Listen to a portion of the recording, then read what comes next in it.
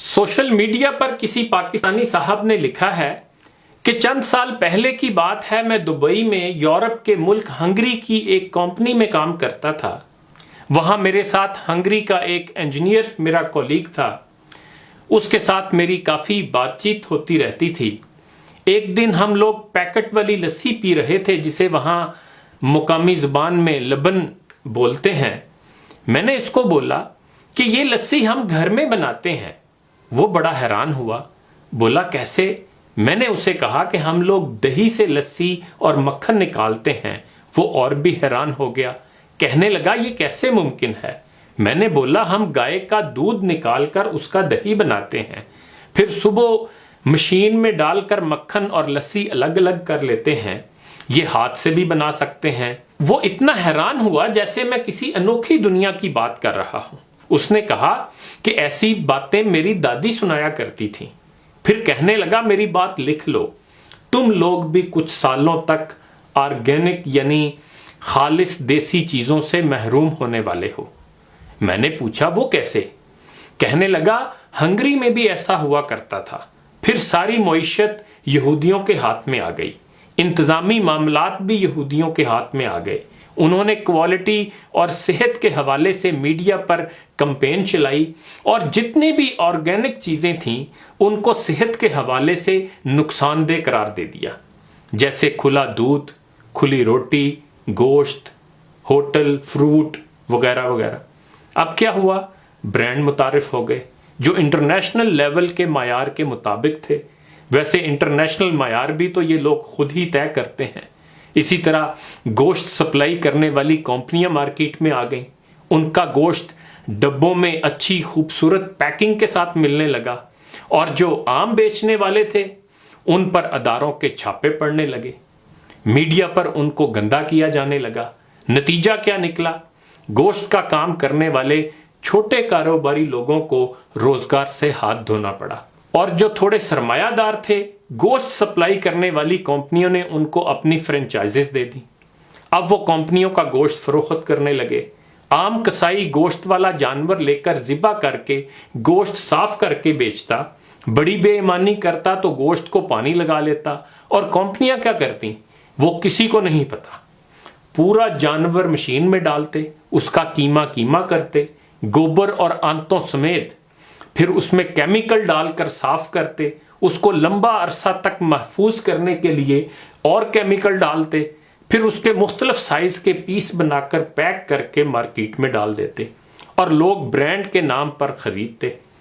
गैर ममालिक में रहने वालों को गोश्त कंपनियों का अच्छी तरह से अंदाजा होगा।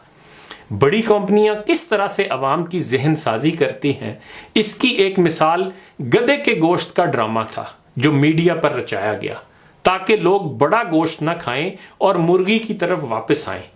क्या अब मुल्क में गधे खत्म हो गए? नहीं, बल्कि सेल्स टारगेट हासिल हो गए। भैंसों को शहरों से क्यों निकाला गया?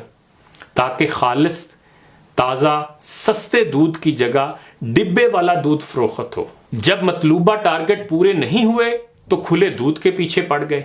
इसी तरह दूध वालों के साथ भी किया। पहले उनको मार्केट में गंदा किया, मीडिया पर कैंपेन चलाकर, फिर उनको अपनी फ्रेंचाइजीज दे दी और अपना दूध बेचना शुरू कर दिया। अब मुझे ये बताएं कि जो दूध आम और छोटे फार्मर से आता है, जो किसी किस्म का केमिकल ना तो जानवर को खिलाता है और ना दूध में कोई केमिकल डालता है, हो सकता है चंद एक ये करते भी हों, लेकिन अमूमन आम तौर पर जो दूध बेचने वाले हैं वो बेचारा क्या करेगा? ज्यादा से ज्यादा पानी डाल देगा। ज्यादा डालेगा तो वो भी लोगों को पता चल जाएगा। और जो नेस्ले, मिल्क पैक और दूसरे टेट्रा पैक वाले हैं, वो दूध को लंबे अरसे तक महफूज रखने के लिए क्या क्या केमिकल डालते हैं और फार्मों में क्या क्या जानवरों को खिलाते हैं। वो दूध सही है या किसान वाला? दुबई में दूध की एक्सपायरी डेट जितनी ज्यादा होगी उतना ज्यादा केमिकल होगा और उतनी कीमत कम होगी। एक ही कंपनी का दूध अगर टेट्रा पैक में खरीदेंगे तो 2-3 दरहम फी लीटर कीमत है। उसी कंपनी की बोतल फ्रेश वाली खरीदेंगे तो 6 दरहम लीटर। और आजकल ऑर्गेनिक दूध भी मार्केट में आ गया है जो 14 दरहम फी लीटर है। मुझे ये बताएं कि सीधा दूध निकालकर 14 दरहम का बिक रहा है तो क्या जरूरत है पैकिंग करके 3 दरहम का बेचने की?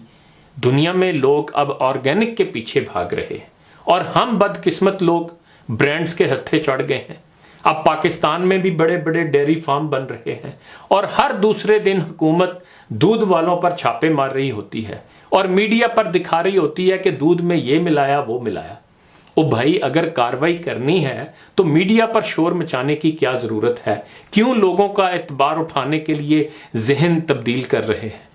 اب آپ کے ذہن میں یہ سوال لازمی آئے گا کہ دنیا کی ہر تباہی کو یہودیوں سے کیوں جوڑا جاتا ہے؟ تو اس کے جواب میں ان صاحب کا کہنا یہ ہے کہ آپ دنیا کے سب بڑے برانڈز اور پیک فوڈ کمپنیوں کے مالکان کی لسٹ نکال لیں اور بہت آسانی سے ان کے نام کی profile WhatsApp, Instagram, Facebook پر چیک کر لیں یا پھر ان ناموں کو گوگل پر سرچ کر لیں تو ان کی پروفائل پر آپ کو ان کا مذہب یہودی ہی ملے گا۔